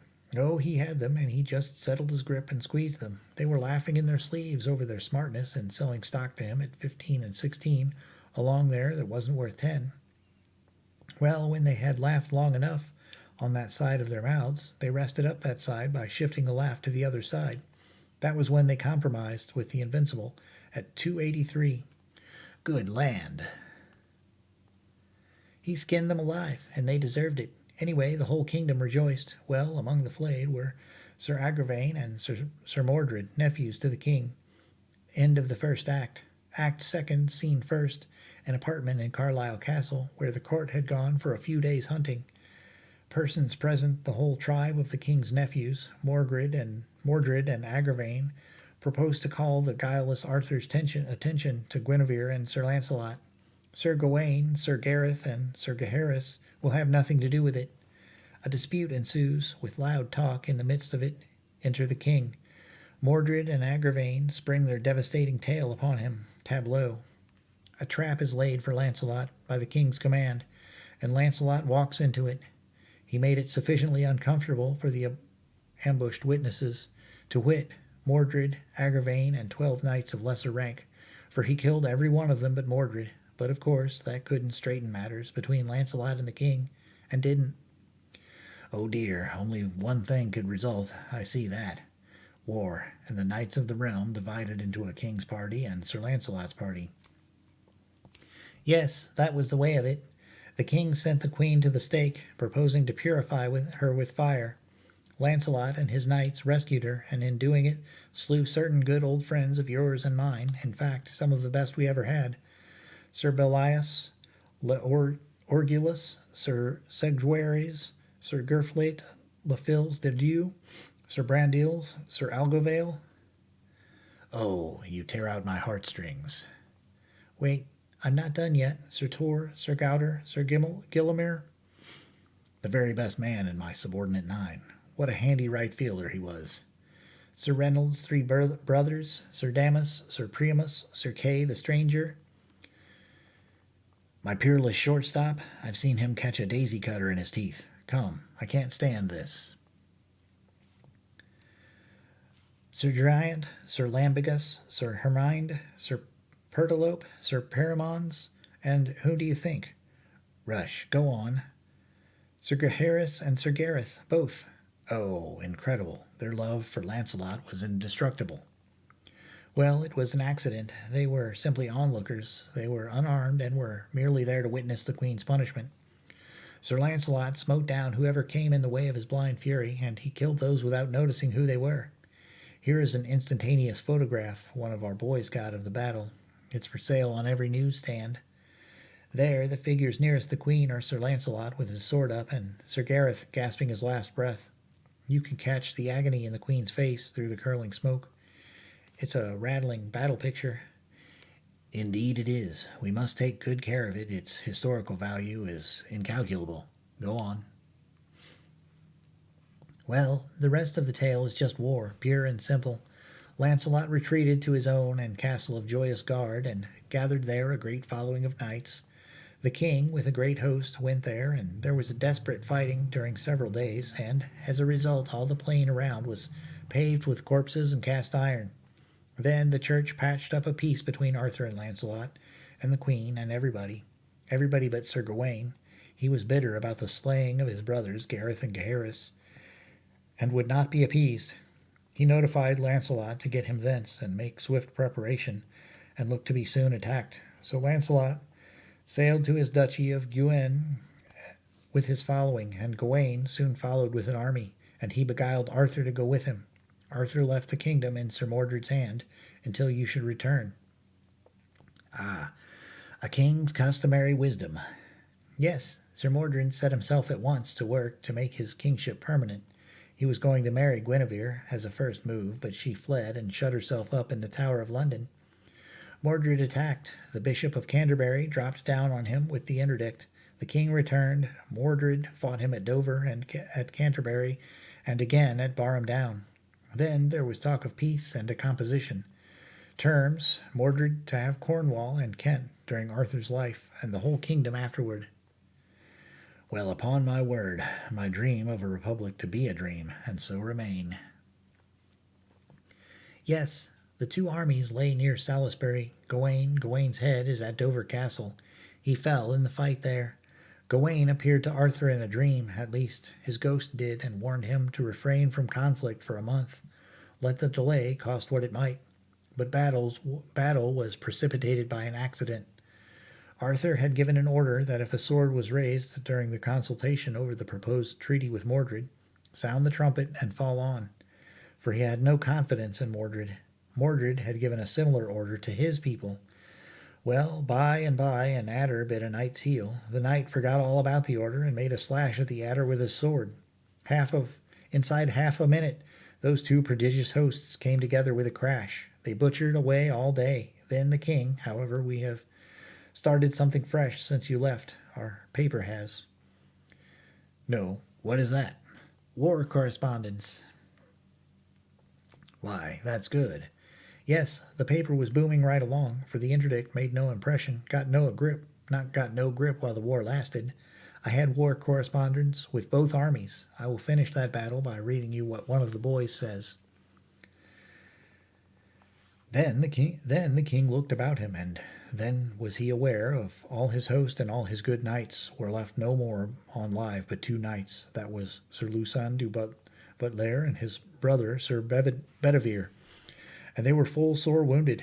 Jesu mercy, said the king, where are all my noble knights become? Alas, that ever I should see this doleful day. For now, said King Arthur, I am come to mine end. But would to God that I wist where were that traitor Sir Mordred, and hath caused all this mischief. Then was King Arthur where Sir Mordred leaned upon his sword among a great heap of dead men. Now give me my spear, said Arthur unto Sir Lucan. For yonder I have espied the traitor that all this woe hath wrought. Sir, let him be, said Sir Lucan, for he is unhappy, and if ye pass this unhappy day, ye shall be right well revenged upon him.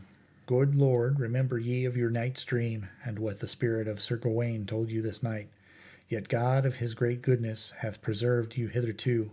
Therefore, for God's sake, my lord, leave off by this. For blessed be God, ye have won the field. For here we be three on live, and with Sir Mordred none is on live. And if ye leave off now, this wicked day of destiny is past. Tide me death, betide me life, said the king. Now I see him yonder alone, he shall never escape mine hands, for at a better avail I shall never have him. God speed you well, said Sir Bedivere. Then the king gat his spear in both his hands and ran toward Sir Mordred, crying, Traitor, now is thy death day come. And when Sir Mordred heard Sir Arthur, he ran until him with his sword drawn in his hand. And then King Sir Arthur smote Sir Mordred under the shield with the foin of his spear throughout the body more than a fathom. And when Sir Mordred felt that he had his death's wound, he thrust himself with the might that he had up to the butt of King Arthur's spear, and right so he smote his father, Arthur, with his sword holden in both his hands, on the side of the head, that the sword pierced the helmet and the brain-pan, and therewithal Sir Mordred fell stark dead to the earth, and the noble Arthur fell into a swoon to the earth, and there he swooned oft times. That is a good piece of war correspondence, Clarence. You are a first-rate newspaper man. Well, is the king all right? Did he get well? Poor soul, no, he is dead. I was utterly stunned. It had not seemed to me that any wound could be mortal to him. And the queen, Clarence, she is a nun in Almesbury. What changes, and in such a short while! It is inconceivable. What next, I wonder? I can tell you what next. Well, stake our lives and stand by them. What do you mean by that? The church is master now. The interdict included you with Mordred. It is not to be removed while you remain alive. The clans are gathering. The church has gathered all the knights that are left alive, and as soon as you are discovered, we shall have business on our hands. Stuff. With our deadly scientific war material, with our hosts of trained... Save your breath. We haven't 60 faithful left. What are you saying? Our schools, our colleges, our vast workshops, when those nights come, those establishments will empty themselves and go over to the enemy. Did you think you had educated the superstition out of those people? I certainly did think it. Well, then you may unthink it. They stood every strain easily until the interdict. Since then, they merely put on a bold outside. At heart, they are quaking. Make up your mind to it. When the armies come, the mask will fall. It's hard news. We are lost. They will turn our own science against us. No, they won't. Why? Because I and a handful of the faithful have blocked that game. I'll tell you what I've done and what moved me to it. Smart as you are, the church was smarter. It was the church that sent you cruising through her servants, the doctors. Clarence, it is the truth. I know it. Every officer of your ship was the church's picked servant, and so was every man of the crew. Oh, come. It is just as I tell you. I did not find out these things at once, but I found them out finally. Did you send me verbal information by the commander of the ship to the effect that upon his return to you with supplies you were going to leave Cadiz? Cadiz? I haven't been at Cadiz at all. Going to leave Cadiz and cruise in distant seas indefinitely for the health of your family? Did you send me that word? Of course not. I would have written, wouldn't I? Naturally, I was troubled and suspicious. When the commander sailed again, I managed to ship a spy with him. I have never heard of vessel or spy since. I gave myself 2 weeks to hear from you in. Then I resolved to send a ship to Cadiz. There was a reason why I didn't. What was that? Our navy had suddenly and mysteriously disappeared. Also, as suddenly and as mysteriously, the railway and telegraph and telephone service ceased. The men all deserted. Poles were cut down. The church laid a ban upon the electric light. I had to be up and doing, and straight off. Your life was safe. Nobody in these kingdoms but Merlin would venture to touch such a magician as you without 10,000 men at his back. I had nothing to think of but how to put preparations in the best trim against your coming. I felt safe myself. No one would be anxious to touch a pet of yours. So this is what I did. From our various works I selected all the men, boys I mean, whose faithfulness, under whatsoever pressure I could swear to, and I called them together secretly and gave them their instructions. There are 52 of them, none younger than 14, none above 17 years old. Why did you select boys?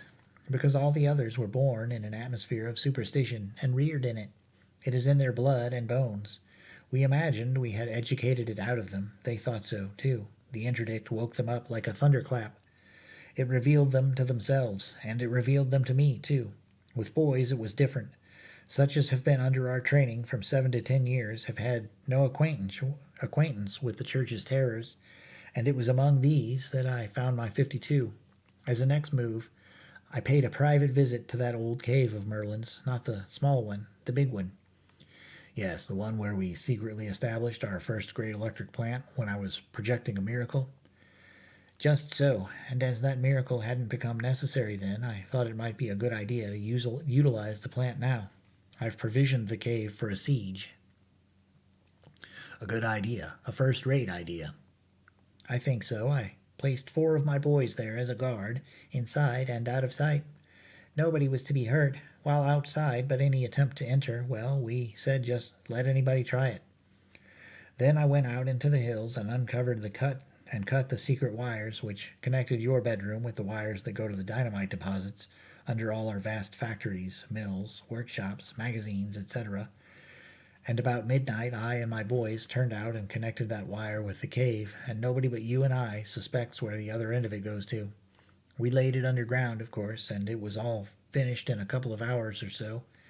We shan't have to leave our fortress now when we want to blow up our civilization. It was the right move, and the natural one, militarily necessary. In the changed conditions of things, well, that what changes have come. We expected to be besieged in the palace sometime or other, but however, go on. Next, we built a wire fence. Wire fence?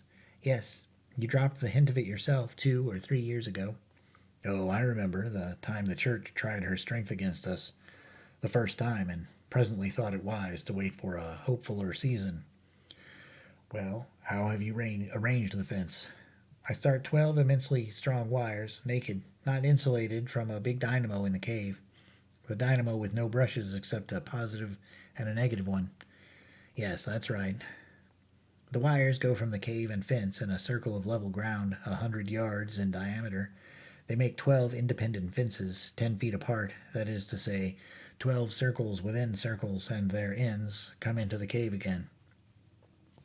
Right, go on. The fences are fastened to heavy oaken posts, only 3 feet apart, and these posts are sunk 5 feet in the ground. That is good and strong. Yes, the wires have no ground connection outside of the cave.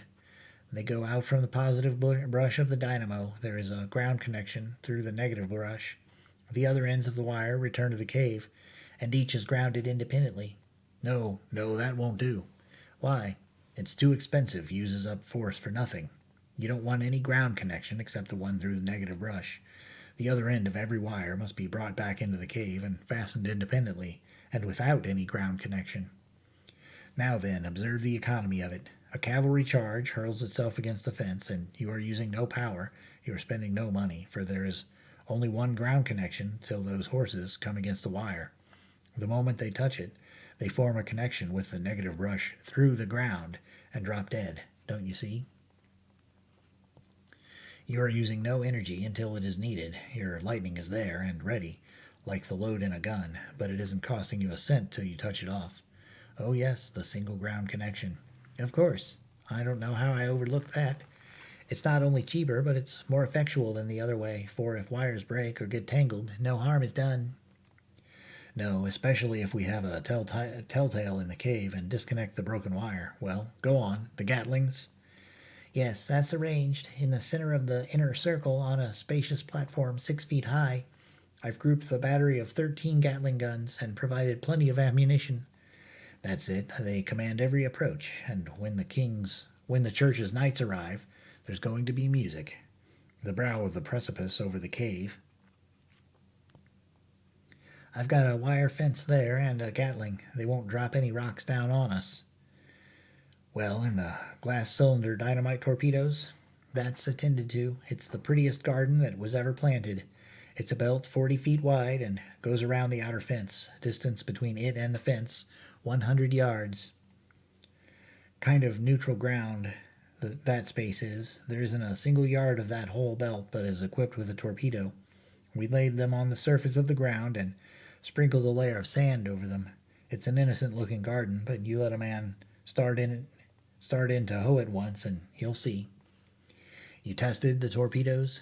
Well, I was going to, but what? It's an immense oversight not to apply a test. Yes, I know, but they're all right. I laid a few in the public road beyond our lines, and they've been tested. Oh, that alters the case. Who did it? A church committee. How kind.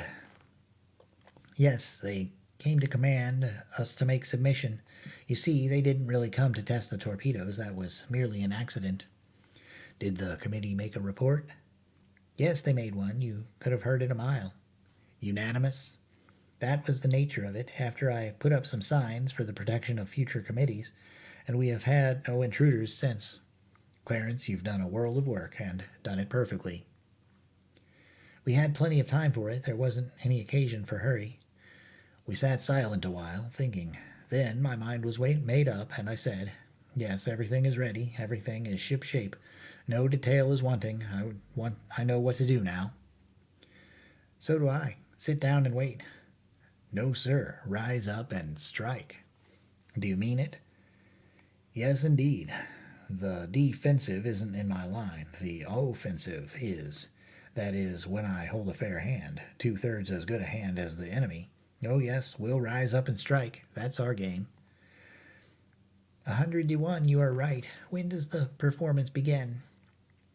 Now we'll proclaim the Republic. Well, that will precipitate things, sure enough. It'll make them buzz, I tell you. England will be a hornet's nest before noon tomorrow, if the Church's hand hasn't lost its cunning, and we know it hasn't. Now you write, and I'll dictate thus. Proclamation. Be it known unto all, whereas the king having died and left no heir, it becomes my duty to continue the executive authority vested in me until a government shall have been created and set in motion. The monarchy has lapsed. It no longer exists. By consequence, all political power has reverted to its original source, the people of the nation. With the monarchy, its several adjuncts died also. Wherefore there is no longer a nobility, no longer a privileged class, and no longer an established church. All men are become exactly equal. They are upon one common level, and religion is free. A republic is hereby proclaimed, as being the natural estate of a nation when other authority has ceased. It is the duty of the British people to meet together immediately, and by their votes elect representatives and deliver into their hands the government. I signed it, the boss, and dated it from Merlin's cave. Clarence said, "Why, that tells where we are, and invites them to call right away." That's the idea. We strike by the proclamation, and it's their innings. Now have the things set up and printed and posted right off. That is, give the order, then, if you've got a couple of bicycles handy at the foot of the hill, ho for Merlin's cave. I shall be ready in 10 minutes. What a cyclone there is going to be tomorrow when this piece of paper gets to work. It's a pleasant old palace, this is. I wonder if we shall ever again. But never mind about that.